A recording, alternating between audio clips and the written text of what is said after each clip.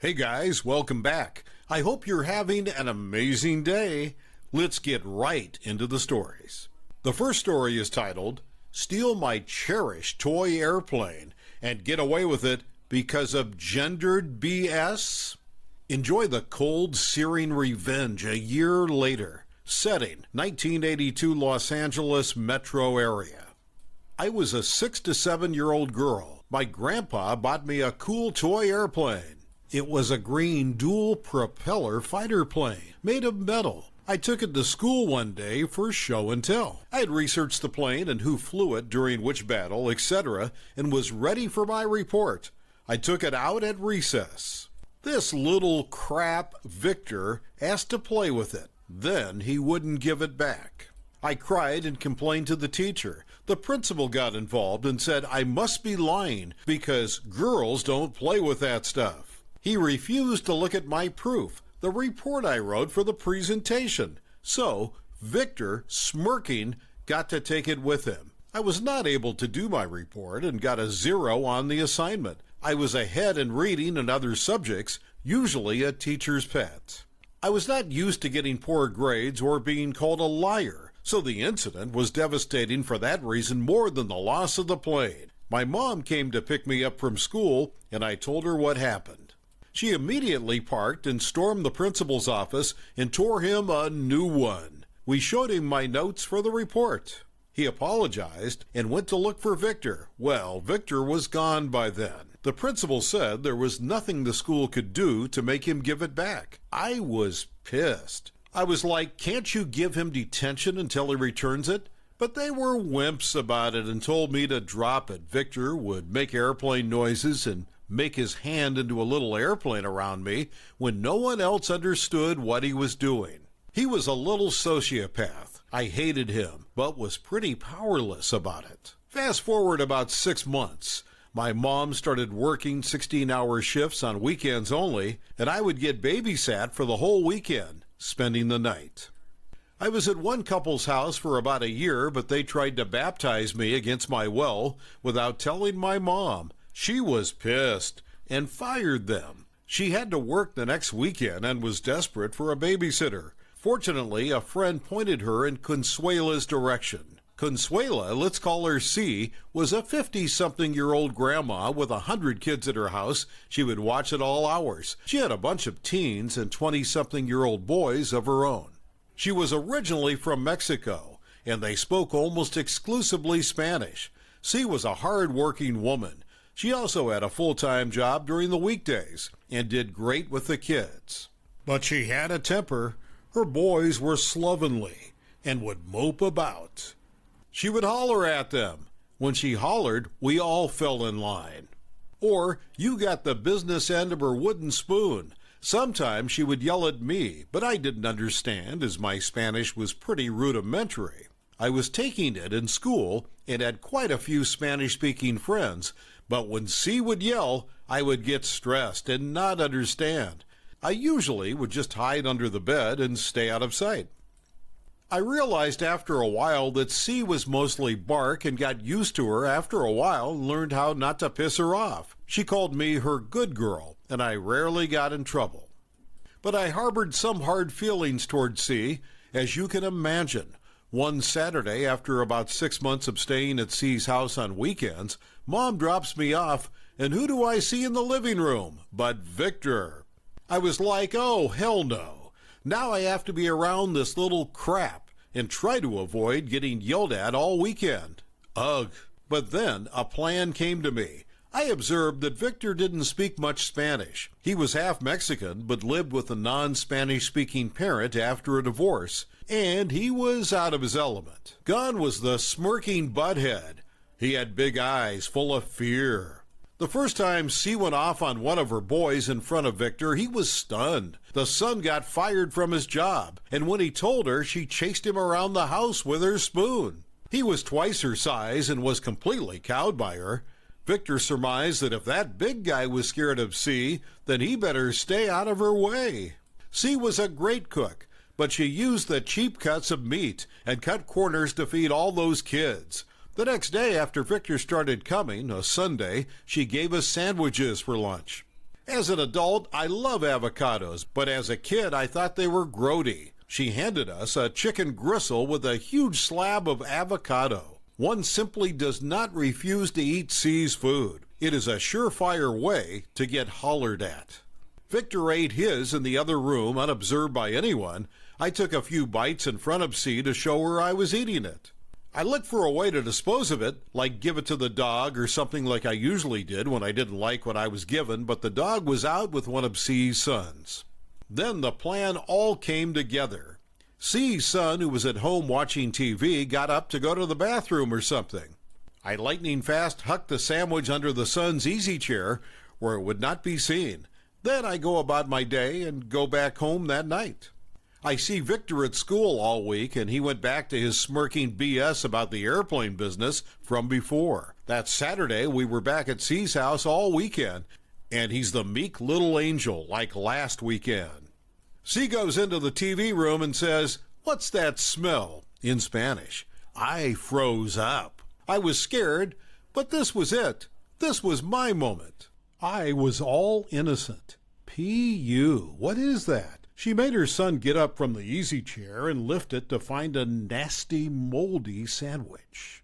It was hot outside and C didn't have air conditioning, so that sandwich was a fetid, molded mess. C whirls around with a cracked glare and looks around at us kids. Everyone scatters but me. I said innocently, "Tia, I saw Victor in that room with his sandwich last week. Maybe he dropped it on accident," with sweet, good girl eyes. She laser focuses on Victor, who runs for his life. "Victor, get back here." He climbs a tree, and she can't get to him. He spent some time in the tree and wouldn't come down. She went inside to call his parent to come get him. I made eye contact with Victor and made airplane noises and smiled. In that moment, he knew I had orchestrated the whole thing. I never saw him at C's house again. I would see him at school, and he never messed with me again. Epilogue, Inception Revenge. When C came back into the backyard to tell Victor his parent was coming, a dead mouse got flipped into her shoe, flip-flops. She was mortally afraid of rodents. I watched fascinated, likely smiling evilly, waiting for her to notice. She noticed my gaze, looked down, and saw the mouse in her shoe.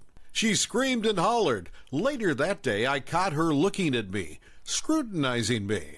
I think she understood the depths of my planful evil in that moment. The next story is titled, HOA Karen Calls 911 on Us for Using Public Pool. I get her arrested for tax evasion. People are different all over the world. In every single place, even the smallest village has that annoying neighbor. In my neighborhood, we have a Karen, who is one of the worst neighbors you could have asked for. She is the richest in the neighborhood because she won half of it from the lottery, and the other half comes from her late husband. She always makes sure to remind us how rich and amazing she is. She does all kinds of things to annoy and upset everyone on a daily basis. There is an indeterminate number of times that she called the police on the neighbors, never with a good reason. The neighbors told us multiple stories. One time she called the police on an old woman that lives next door to her because she was annoyed that the old woman's children were visiting too often. She also told everyone in the neighborhood that she is allergic to pollen and that no one should plant flowers. I was absolutely stunned because I'm also allergic to pollen, and I can't even imagine saying that to my neighbors. She accused all the neighbors of different crimes. She accused a man of being a drug dealer, claiming that she had bought drugs from him and that she was forced. The police came and searched the man's house, but they didn't find anything. She called the police on another neighbor when he bought a new car, claiming that the neighbor stole that car from her. She even accused a neighbor of sexual assault, but every single one of these accusations were false. But wait, her stupidity doesn't stop there. She was caught multiple times sneaking into people's yards, looking at them through their windows, and taking photos of them. She was also caught taking pictures of people at the public pool, almost daily. When anyone confronted her, she always said, "I'm in public. I can photograph whatever I want." She always assumed that she could do anything she wanted just because she was rich. And she kinda did, because no one wanted to argue with such a stupid person. She always managed to get out of every situation just because she was a white, rich woman. Everyone in the neighborhood had at least one altercation with her because she targeted everyone. She wanted to prove that she can do whatever she wanted. The story dynamic changed when my family and I moved into the neighborhood. We are a middle-class family like most of the people in the neighborhood, but in the eyes of the rich woman, we look like the poorest people ever. She hated poor people in general, but mostly the ones that were living in the same neighborhood as hers. Our family consists of my mother, my father, and my brother and me. I was 16 years old at the time of the story, and my brother was 10 years old. One day she came to our house and knocked on the door aggressively. My mother opened the door. "Hello, can I help you?" my mother asked. "Yes, you could help me by moving somewhere else." "You know, I hate poor people, and you all seem very annoying," she replied. "I'm sorry, but I can't help you with that," my mom replied while closing the door. She went home angry, and you could see in her eyes that she was thinking of how she could make our lives a living hell too. One day, my brother and I were going to the pool. She was sitting on her porch, apparently selling lemonade. I decided to be the grown person and buy from her. We entered her yard and looked around. "2 cups?" she asked. "Yes, thank you," I replied. "It's cool. What are you doing here?" I added. "The lemonade stands," she asked. "Yes, it's awesome. Do you do it every year?" I asked. "Yes, every summer with lemonade and all year with other drinks," she replied, preparing our lemonade. "Oh, a small business. I love it." "Are the taxes big for something like this?" I asked. "I don't pay taxes for it. It's just a stand of drinks," she replied. "You asked too many questions, boy," she added. I didn't reply as I felt that this information was good, and I could use it any time needed. We paid for the lemonade and went to the pool. We noticed that she walked behind us until we arrived at the pool. She then took a seat somewhere close to us. She took her camera out and started taking pictures of my brother as he was swimming in the pool. Every time she saw that I was looking towards her, she pretended to do something else. I didn't know the purpose of what she was doing was, but I had to stop her. "What are you doing, you creep?" I shouted. "Photos at the pool. Am I not allowed to?" she asked. "You were taking pictures of my brother," I replied, screaming. "Give me the camera," I added. "No, get away from me," she shouted. I grabbed the camera from her hand and started looking through the photos. I was right. She was taking photos of my brother. I never wanted to be a bully because I knew how bullying felt, but I had to do it. I showed everyone the photos, and we all laughed. I tried to make her feel bad and realize the severity of the problem. As an answer to out-bully, she called the police on us, telling them there were some thieves, some bad kids, that trespassed and came to the pool. She told the police that the thieves were harassing her, making her and everyone at the pool feel unsafe. The police came and discussed with everyone at the pool. I told the police about how she was taking pictures of my brother, and everyone at the pool backed me up. The police quickly understood how the situation really was. The situation was cleared up, and the police gave her a warning for calling the police for no reason. She got really angry, and she left the pool in a rush, but I was still angry, and I wanted revenge. She had to pay for her behavior, and I was going to make her pay. I went to the police and told them about her little business. The police took statements from the other neighbors who confirmed that she was selling drinks all year long. Apparently, she was doing it for almost 2 years now and never paid her taxes. The police took her stand and all her other utensils and arrested her for tax evasion. Everything made me and the other neighbors happy. The last story is titled Divorce Revenge, Husband's Story. With his first wife, he bought a house 5 years before they ever met. When they married, she started cheating on him shortly after. He didn't know. Dude, she was cheating on him with his best friend. Her and the boyfriend came up with an idea to get husband to put her name on the title and refinance the house. This was back during the last housing boom. She ended up spending the money on her and her boyfriend. During this time is when he found out they were together. He kicked her out and started divorce proceedings. She had legal connections, so basically took him to the cleaners.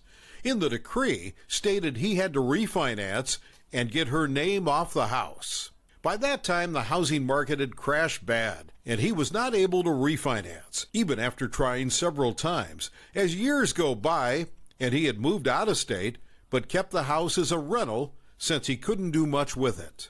Her and same boyfriend got married and wanted to buy a house, so she wants her name off the old house. She takes ex-hubby to court for in contempt of divorce decree, since he wasn't able to get her name off the house. Went to court to plead his case with proof of trying to refinance multiple times. Her connected parents knew the judge that ruled he was in contempt, had to pay all associated fees, pay her off the house, with all lawyer fees, and spend 5 days in jail. Funny thing is, after he was released, he was in a perfect position to file Chapter 13 bankruptcy and include said house, refinance loan, and all lawyer fees in bankruptcy. Who do you think the banks and lawyers went after for the money then? Stupid idiot. Thank you for watching. I would really appreciate it if you could like the video and subscribe to our channel if you haven't already. We'll see you again.